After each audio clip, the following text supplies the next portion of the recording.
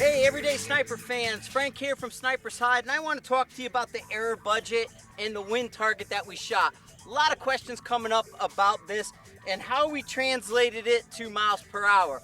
A little bit earlier, I did a Sniper's Hide training lesson about the wind target and error budget. So I'm going to take some information that I pulled from that lesson and explain it to you here.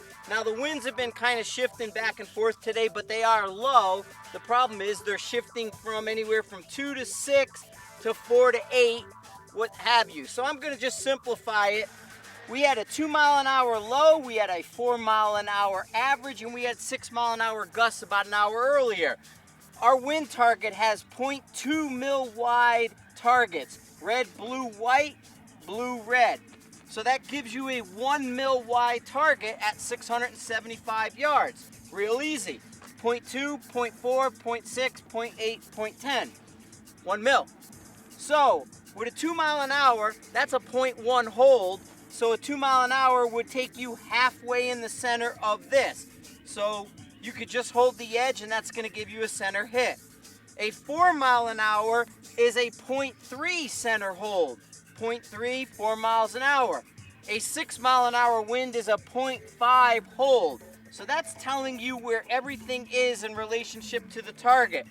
So what does that mean? Well, I have roughly a 3-mile-an-hour error budget that I can play with. 3 mile an hour is equal to each one of these individual targets. So that's going to give me about a 3 mile an hour that I can play with this error budget. If I'm holding here, I can play within that. If I get a little bit of movement, I'm still going to get a hit on either side. If this was a bigger target like that, and this will show you where the wind is, so depending on how wide your target is will tell you your error budget in miles per hour. But you have to throw the data and relate it to the target. 2, 4, 6, 1, 3, 5. And so that's what you're looking at. There's the target. If the reticle was right here on the edge, this is where each mile an hour would blow the bullet, and that's telling you how to correct for it.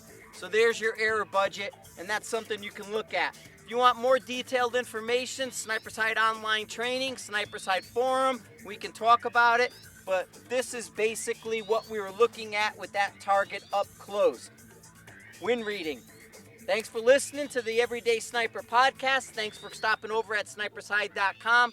And be sure to say hi to Mike over at Mile High Shooting Accessories. And we'll be doing some more podcasts real soon.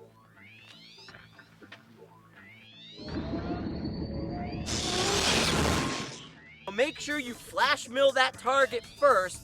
Figure out how wide it is, then figure out your low, your average, and your high, and see how those numbers translate to the size of the target. If the target was a half mil wide being right here, 6 mile an hour is going to get you there, a 2 mile an hour is going to get you here, and that's how much real estate you have to play with a 4 mile an hour average being dead in the center.